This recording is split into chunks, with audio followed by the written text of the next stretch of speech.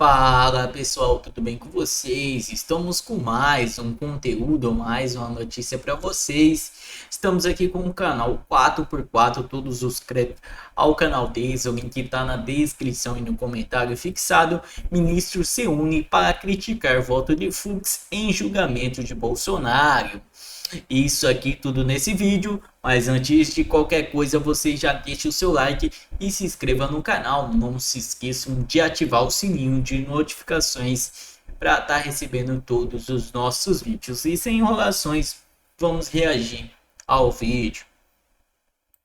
Está usando o voto do Fux como evidência ou prova de que o julgamento foi justo, imparcial, porque houve uma discordância, né? Não, o que o Fux fez foi mostrar justamente que o julgamento é político, que o julgamento é uma farsa, né? Ele desmontou por A mais B, inclusive nas dosimetrias que ele teve coerência e não votou na dosimetria, mas ele pegava a palavra para mostrar uma vez mais por que eram absurdas as punições.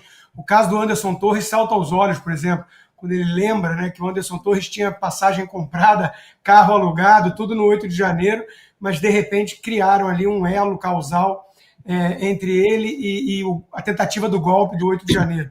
Então, tudo uma grande farsa, né? O que nós vimos ali no julgamento foi o ápice de um movimento, né, que visa a exterminar, expurgar a direita do jogo político e voltar àquele status quo da ascensão do Bolsonaro e da própria direita, do despertar da direita, quando havia ali o teatro das tesouras. Quando tucanos como Geraldo Alckmin fingiam ser oposição veemente ao PT. Né? E o ladrão quer voltar à cena do crime e voltaram juntos.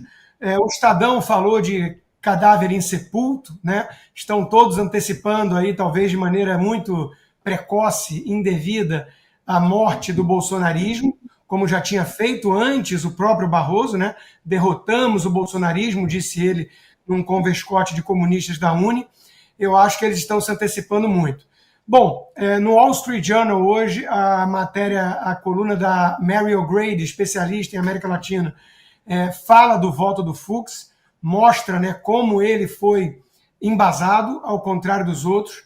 Eu chamei de um juiz e 4 sofistas, daria um bom título aí para uma série ou filme da Netflix, né? E esse clima que nós vimos aí, lá como de deboche, né, esse clima de futebolístico, né, piadinhas futebolísticas, mostra exatamente como eles estavam ali serelepes, como eles estavam, né, em polvorosa. Aliás, um pouco antes, o ministro Flávio Dino tinha pedido a palavra e tinha dito que, como magistrado criminal e tudo, nunca viu nenhum juiz votar feliz para punição. Né? Mentira, né? Estavam todos eles ali que não podiam se conter, trocando figurinhas, só não conseguiam rebater os argumentos do voto do dia anterior do Fux. Né? Alfinetavam o Fux, mas não conseguiam rebatê-lo. Inclusive, o voto da Carmen Lúcia, que abriu o dia seguinte, não era preciso ter bola de cristal, mas eu antecipei exatamente como ia ser, inclusive com a cartada feminista. 2000 anos de silêncio da mulher, mas eu vou te conceder uma parte. Até isso eu antecipei.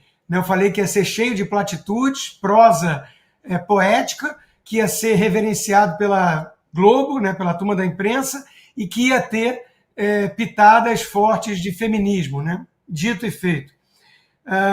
Tivemos o voto depois do advogado do Lula, no dia anterior do ministro do Lula, que comparou literalmente Bolsonaro ao demônio, né? E o próprio Alexandre de Moraes, um tucano que é vítima no processo e odeia Bolsonaro, não consegue esconder isso. Inclusive, mostrou um vídeo ali onde ele acha que aquilo ali mostra que o Bolsonaro queria, sei lá, puni-lo de alguma forma criminosa, o que não é o que o Brasil viu no vídeo. Né? Por fim, Lacombe, a prisão iminente de Bolsonaro. Né? Isso aí a gente já esperava. O Brasil está meio anestesiado, não esperemos também nenhuma grande epifania, um momento, né, de despertar do povo brasileiro, caminhoneiros parando o país. Eu acho que eles souberam ir anestesiando o povo brasileiro, acostumando com o absurdo, né, e nós vamos normalizando o surreal há algum tempo. O que me leva a crer que a reação pesada talvez venha dos Estados Unidos. Foram muitas autoridades, para começo de conversa, o próprio secretário Marco Rubio, comentando de maneira enfática esse julgamento político, né? Vamos esperar, então, a cavalaria americana é de onde vem boa parte da esperança, porque do Brasil em si está difícil, para ser bem sincero, está difícil esperar alguma bala de prata. Todo mundo depositando agora as fichas na anistia, mas já vem os advogados de defesa do Bolsonaro, o Valdemar Costa Neto, presidente do PL, todos falando assim, podemos discordar, mas temos que respeitar o julgamento. Fica difícil, né? Eu não respeito coisa alguma, porque foi um julgamento político feito por agentes políticos.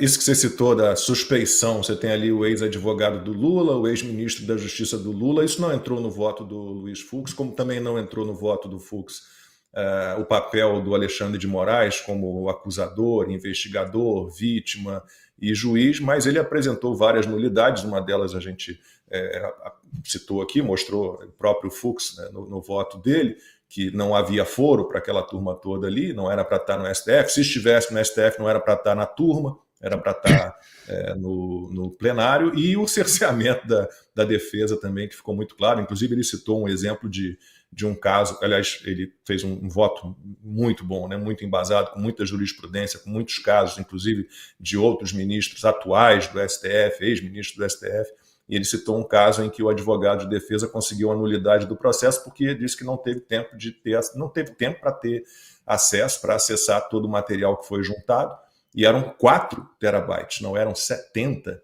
terabytes. Então, Ana, o que fazer a partir de agora? Eu acho que é isso que a gente tem que tentar entender, que caminhos se abrem para que, de alguma forma, a gente chegue à justiça de verdade. Bom, foi o assunto da semana no Brasil. Eu vou ser muito breve, porque falamos bastante, escrevemos a revista Oeste, a edição de sexta-feira foi praticamente dedicada a isso. Eu acho que, assim, a gente precisa focar no que teve de bom, para mim, agora, a partir daqui, porque o que aconteceu nos votos dos 4, né, dos 3, mais a Carmen Lúcia, isso já era esperado. O voto do Fux acho que foi uma grande surpresa, porque todos imaginavam alguma certa discordância, talvez na dosimetria, talvez num réu, mas ele dizer que o julgamento em si, o que seria justo seria a nulidade, né, absoluta.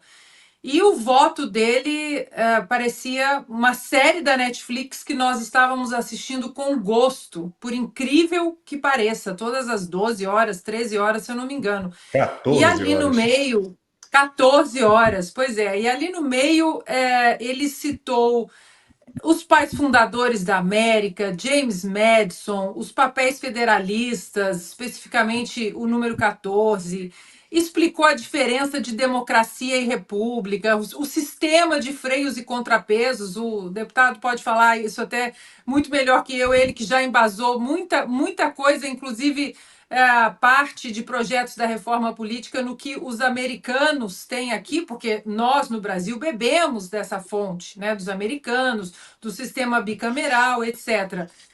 Falou do rule of law, falou da primeira emenda, falou da tirania da maioria, com talvez o maior medo dos pais fundadores da América, e fez um voto assim que essa semana acho que foi uma semana histórica, talvez, quem sabe? Eu quero enxergar pelo lado positivo, o início do fim dessa ditadura de toga. E eu digo isso, concordo com Consta, eu acho que a ajuda, infelizmente, não virá do Brasil, devido às próprias declarações de gente que deveria estar falando isso tudo é um absurdo e tudo tem que ser anulado. Mas eu acredito nos ventos do norte. Eu recebi muitos contatos essa semana pedindo para separar algumas partes que eu achava importante dos votos de todos os ministros, colocar legenda em inglês e enviar para essas pessoas, para esses americanos que me pediram. Eu pedi alguns dias, porque realmente 14 horas de voto. E uma coisa que eu acho que o Fux também, o ministro Fux, eu acho que ele imaginou também que a ajuda poderia vir dos amigos do Norte, foi porque ele cita, acho que 2 ou 3 vezes, o Pacto de São José da Costa Rica. E eu acho que ali ele estava consciente de que qualquer coisa no voto dele poderia ser usado em recursos em cortes internacionais. Ah, mas aí vai demorar, mas aí. Eu não sei se vai demorar tanto, não. E por mais que algumas pessoas da esquerda estejam festejando a divergência do Fux, não, porque isso é bom, porque mostra que não é uma ditadura, que não houve unanimidade, que teve um dissidente. O problema para eles é que não foi uma discordância pontual, foi ali literalmente a autópsia de um julgamento político, puramente político, vírgula por vírgula, e hoje o Supremo Tribunal Federal, sob a batuta de Alexandre de Moraes, que está sendo conhecido aqui fora como uma corte que viola direitos humanos através do violador, oficialmente o violador de direitos humanos, Alexandre de Moraes. Eu acho que essa puxada, esse fio do ministro citando o Pacto de São José da Costa Rica algumas vezes, eu acho que pode trazer esperança para a gente, acho que até mais rápido do que a gente imagina. Antes de passar para os nossos convidados, começando pelo Hélio Beltrão, um superchat da Michele Keller. Me parece que uma parte da direita resolveu virar extremista mesmo. Eu sou de direita, mas não concordo com a história coletiva e pedido de demissão. E a Rita Paula, como operadora do direito, sinto profunda vergonha alheia por entender cada palavra dita naquele circo. Deus tenha piedade do nosso país. Bom, para os operadores de direito está difícil, Hélio, e você que está na grande mídia, né, para entender também o que tem dito a grande mídia, é algo que eu estou com 37 anos, vou para 38 anos de jornalismo e confesso que não imaginei que chegaríamos a este ponto, aquilo que foi chamado um dia de quarto poder, uma imprensa em que a gente depositava tanta confiança, né, que era um fiscal do povo, um fiscal do Brasil, e de repente a gente está enterrado dessa maneira com a imprensa colada em tiranos. É muito complicado. É verdade, Lacombe. Eu concordo com o que você colocou antes, que o voto do Fux foi demolidor. Realmente destruiu os argumentos anticonstitucionais que o Moraes desde sempre vem fazendo e que os demais juízes do Supremo também colocaram nos seus votos. O Fux ele expôs os abusos que estão colocados nesse processo e, como disse a Ana Paula, abriu oportunidade para que isso seja revisto no futuro. Eu vi o Barroso, agora há pouco você colocou aí o trecho dele falando que incompreensões de hoje vão virar reconhecimento futuro.